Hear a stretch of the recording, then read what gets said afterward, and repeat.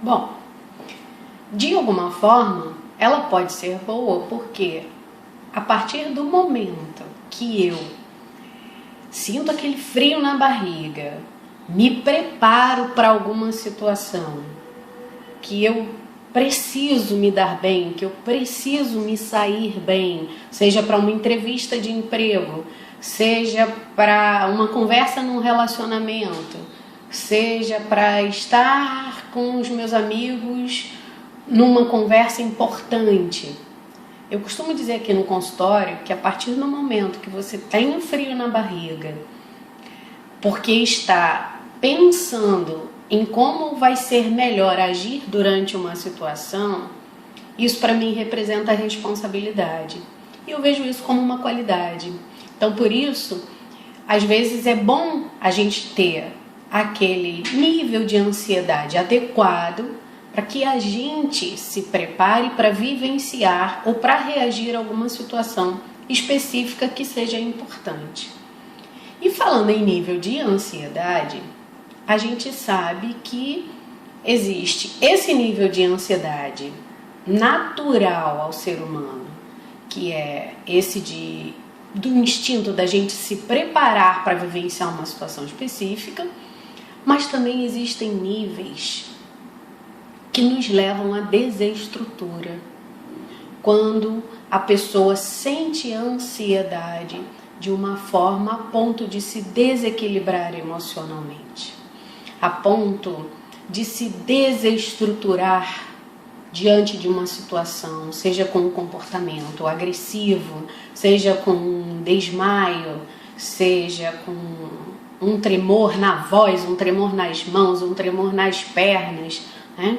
E existem níveis de ansiedade mais graves ainda em que as pessoas começam a fazer alguns transtornos mentais. E aí é que entra o nosso tema, né? Até onde a ansiedade nos proporciona prazer de forma adequada, quando a gente vai pelo instinto, e até onde isso pressupõe que eu vou ter uma gratificação, mas começa a virar um excesso e eu começo a ter prejuízos de comportamento. Bom, para me preparar para falar sobre isso hoje, eu dei uma lida e eu andei vendo que a Organização Mundial de Saúde fez uma pesquisa e é recente agora essa porcentagem que eu vi, né, de janeiro de 2016, desse ano que a gente está, e eles fizeram um estudo sobre ansiedade em 24 países. De cada país eles pegaram a maior metrópole, e aqui no Brasil foi São Paulo, a cidade de São Paulo, né? Para vocês terem uma ideia, né, 33% da população mundial tem ou já teve algum transtorno relacionado à ansiedade, algum transtorno físico ou mental, psíquico. E a referência do Brasil nesse estudo ficou na cidade de São Paulo, onde a gente viu que 10% da população da cidade de São Paulo, que é a cidade que representa o Brasil, eu estou frisando isso para deixar bem claro que isso foi específico no estudo, né? E aí a gente encontra níveis de ansiedade que chegam a pessoa manifestar precisando de tratamento psiquiátrico, precisando de psicoterapia, né? E o tratamento psiquiátrico inclui a ida ao médico psiquiatra, tomada de medicação, acompanhamento de no mínimo 6 meses a 1 ano, 1 ano e meio, podendo chegar a 2 anos. Mais conhecidos, a gente tem o transtorno do pânico, as fobias, transtornos de estresse pós-traumáticos, né? Situações vividas muito estressoras, deslizamento de terra, a gente vê esses países que tem terremoto, situações de morte que a pessoa viveu e ela não conseguiu elaborar bem aquele sentimento, a ansiedade ficou e chegou a levar aquele estado psicológico da pessoa a um desequilíbrio com ansiedade. Depressão, que é bem conhecido e na pesquisa é a única que fica em porcentagem mundial acima da ansiedade, né? A ansiedade vem como segundo lugar, atingindo a maioria da população mundial. E para finalizar, bem conhecido também, a gente tem o TOC, que é o transtorno obsessivo compulsivo, como um dos desequilíbrios da ansiedade na cabeça humana.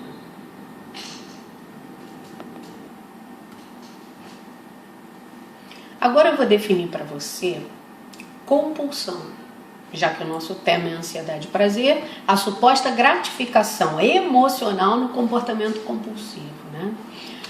O abuso, a compulsão, eles são caracterizados quando a pessoa passa a repetir determinados excessos de comportamentos prejudiciais. Ou seja, eu estar ansiosa para uma situação em que eu ver uma série na televisão, na internet, para sair do foco e me aliviar a ansiedade, é uma coisa.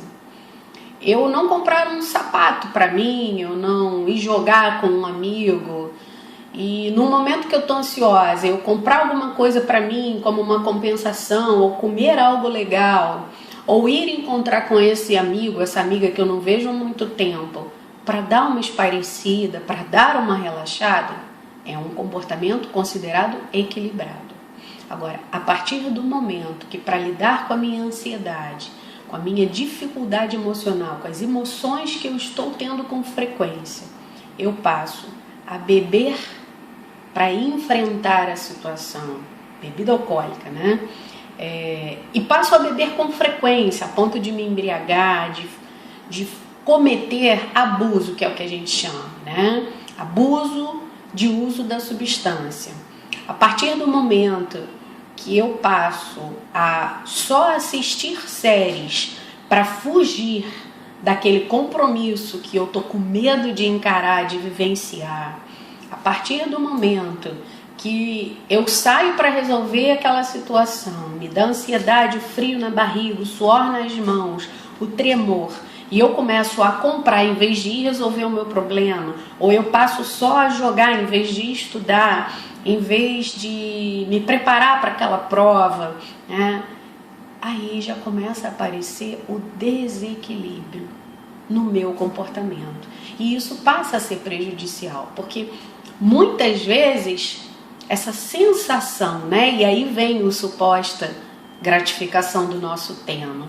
Muitas vezes, naquele momento, eu tenho uma sensação de alívio da ansiedade, mas isso não vai querer dizer que eu resolvi o meu problema. E qual é a consequência disso? A ansiedade, ela vai continuar aqui dentro do meu peito, virando angústia, vai continuar aqui dentro da minha cabeça, nos pensamentos onde eu começo a me cobrar, e isso é um ponto de definição muito importante que hoje em dia, eu que trabalho com comportamento compulsivo, vejo cada vez mais, né?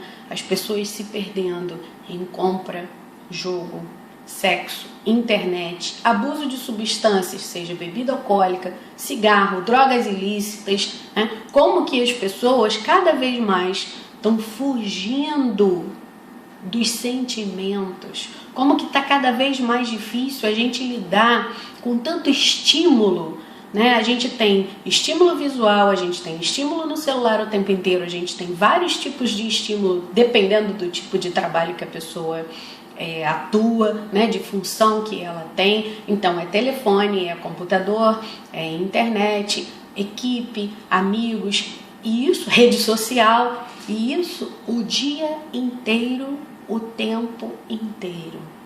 Quem precisa saber o nosso limite, mais do que qualquer pessoa, somos nós mesmos.